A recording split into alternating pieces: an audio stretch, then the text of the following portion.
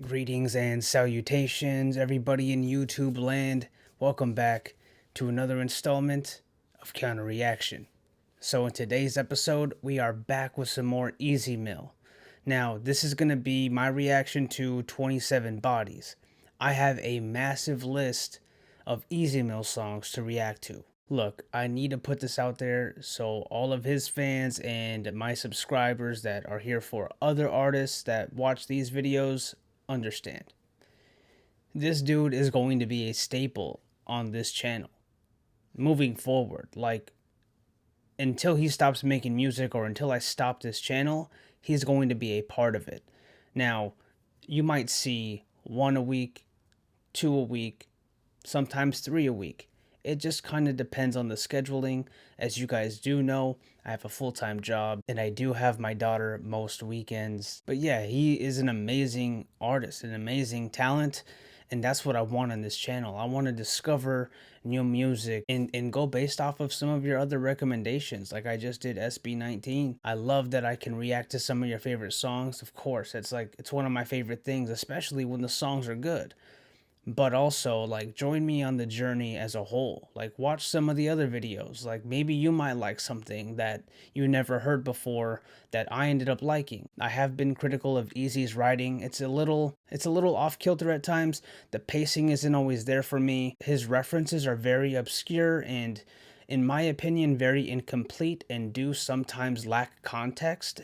His rapping style on Storm, though, it's poetic, and he is poetic in other aspects for sure on some of the other songs, but there it was very clean, it was concise, it was very well put together, and I appreciated it a whole lot more as a result. That's just me, just my preference. I appreciate you all very much. You guys are the absolute best. Thank you guys so much for rocking with me, and let's go ahead and get right into this one. Wala namang magtataka kung gusto niya na siya ay sumisid sa gilid ng himig ng aking pag-ibig. Tsongke ang piniling ihitid maliban sa kisig ng tinig ng parang sa tenga ninyo ay nararo. Wala sa inyong mananalo pag ako ang tumalo. Sundalo sa bunot ng baril ko manggago ng talo. Mag-ingat ang lahat sa pagpili ng inyong manlalaro. Kasi I didn't come to play with you chump bitches who think this a fun business. Or one clickers that'll come and buck when it's none witness. To live off a crunk grimness. You stuck sitting in your sleep like really quick, the instrumentation on this beat is super dope. I love that. Yeah, the violin, beautiful touch. I always love violins on a beat. And again, he does know how to do those multis very well. The multisyllabics, I'm counting a few there. That's already been well established. And he does have a lot of internal rhymes. Now, to my standard, internal rhymes is what separates a rapper from a lyricist. A rapper puts forth minimal effort while rhyming, and therefore only has external rhymes.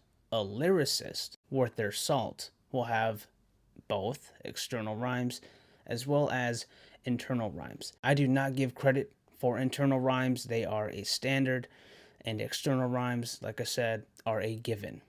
But I appreciate that they're done. I appreciate when they are done correctly, and Easy is a lyricist through and through. There's no other way around it. Regardless of his rhyming style, his cadences, the patterning, he is a lyricist. But there is one thing that I think he's even more of, and that's a poet. I think when he puts his poeticism on display, that's when I like him the most, when he's rapping. But yeah, to me, nothing really stood out there. I'm not going to be pausing everything on this one, but if something does stick out to me, I'll definitely pause. Let's rewind it real quick.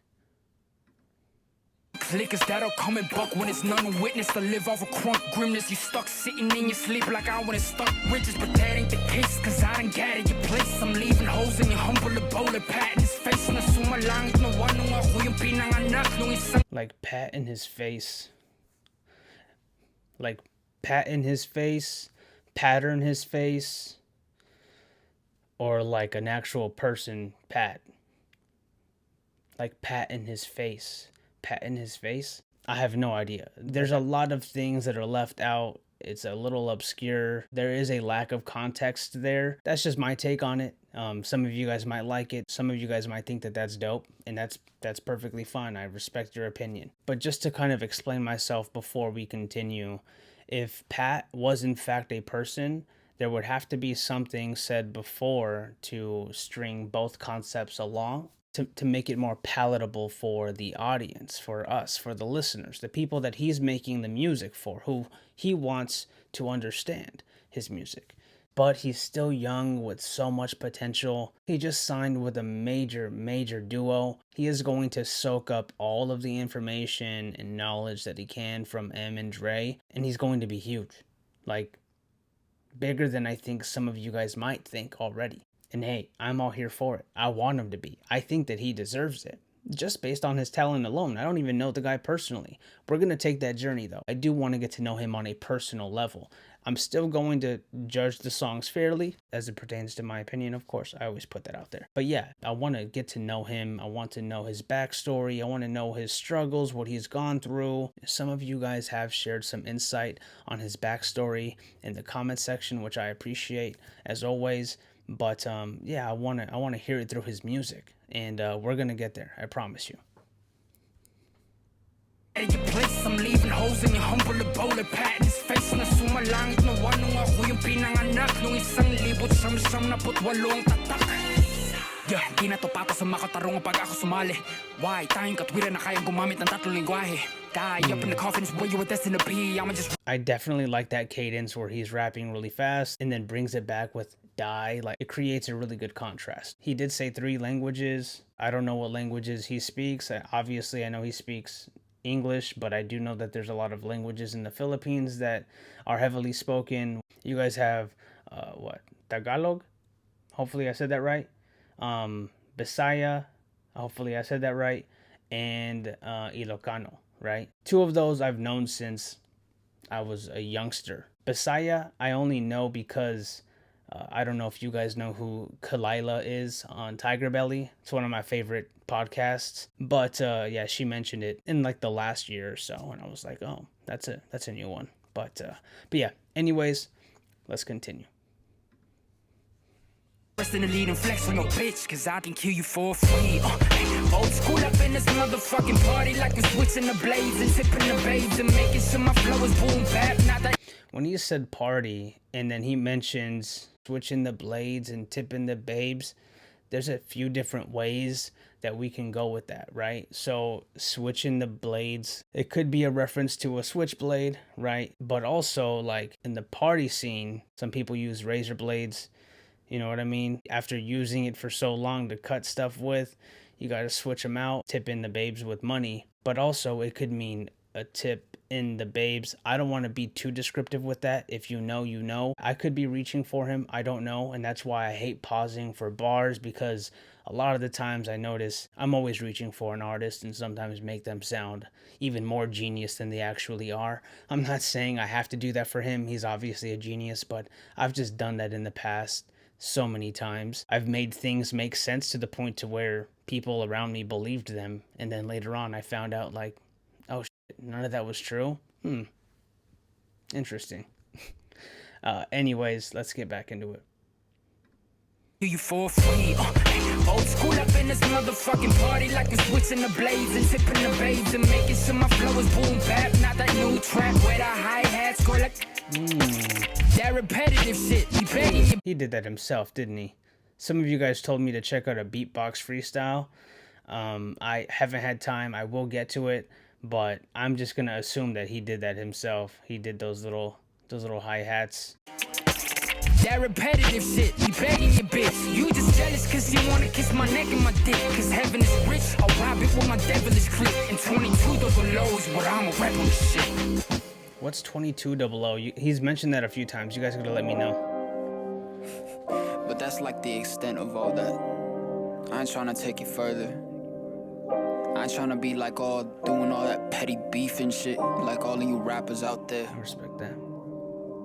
I'm gonna discuss a topic that I feel is close to my heart cause it's back home and it's happening here too, dog. Like, they just have no fucking control. Wait, he says back home and it's happening here, so I'm assuming this was recorded here in the United States, and then back home is the Philippines, obviously. Okay, so it's gonna be, I'm guessing, either social media related or along the lines of division or politics or social injustices, something along those lines.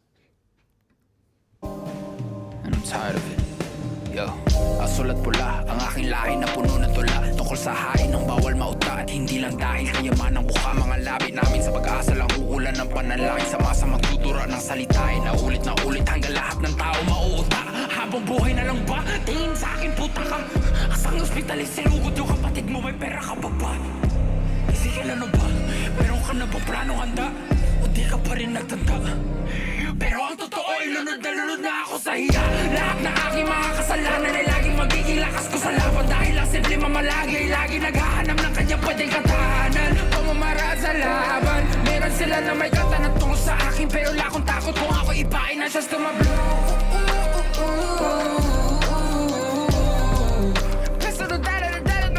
Hold on. Okay, I'm really liking this part a lot, and I think it's just because of the cinematics. So the screen was red, right? And now it's blue, which I'm assuming symbolizes the Filipino flag.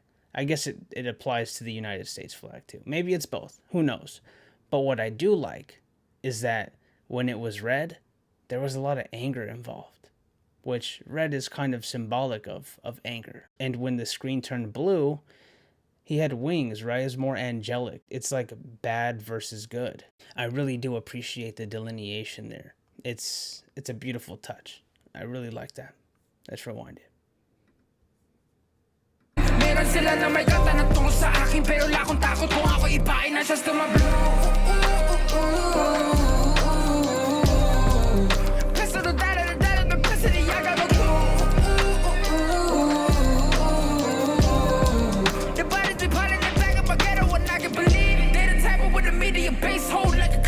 little demon and each and every channel with a brain low sending audio like they would feed them and they all just get nexus and access so you never know whatever happens if you trace them you end up distracted by all the factors within the prism simulating spiral to fix it the soul eliminating cycle the tricks of the image that's remaining idle cause they know they're taking away all your problems but sex and the lesson I give this dude props because I've been writing music for over 20 years now. There are a lot of different ways I pattern my rhymes because I cannot record them the way I would like, and that's why I chose to be a ghostwriter for so long as opposed to being a recording artist, because I can write for anybody but I could not deliver it myself. And unfortunately, for me to be able to sell some of my songs in the past, I had to record them so that way they had a reference point of how they should deliver it and just kind of add their own little twist on it. But this is like, hey man, I can write you whatever, but I'm not going to record it for you. You figure it out. He finds these little pockets where he patterns his rhymes very, very intricately. It's crazy. There were so many small little syllables in that rhyme scheme.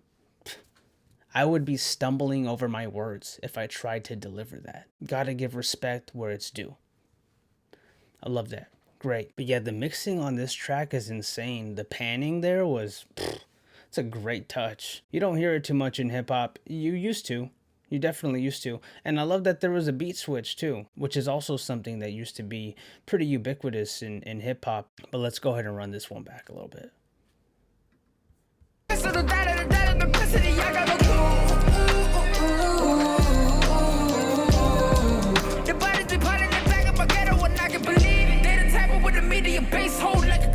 Little demon, and each and every channel with a brain low, sending audio like they would feed them, and they all just get nexus and access, so you never know whatever happens. If you trace them, you end up distracted by all the factors within the prism simulating spiral to fix up the soul, eliminating cycle the tricks of the image that's remaining idle, cause they know they're taking away all your problems, but sex and a lesson, and not been enough for the aeronautical enhancement and stuff, and the block to mitigate the pattern, the rough for the one that innovated passion for us, so we trust them and but burn away all the opposition, cause we are the one with no pot to pissing at the sight of some dollars. We fought the victims of some Cubans and models and top extended banana magazine. He rub on the trigger, you poof it like a genie. Got up personifications on the TV until the end of persona obituaries. So yan na yan na paulit-ulit. Alam mo na makakatang tinatulak dito. Hanggang sa trending na YouTube di na biro. Ang pinakamasama ang yung pinakahero. At pagdating naman sa mga babae, ang pinakapeke ang kanilang tipo. Dumedepende kung alang-alanganin ka. Pwede ba tama na tama na?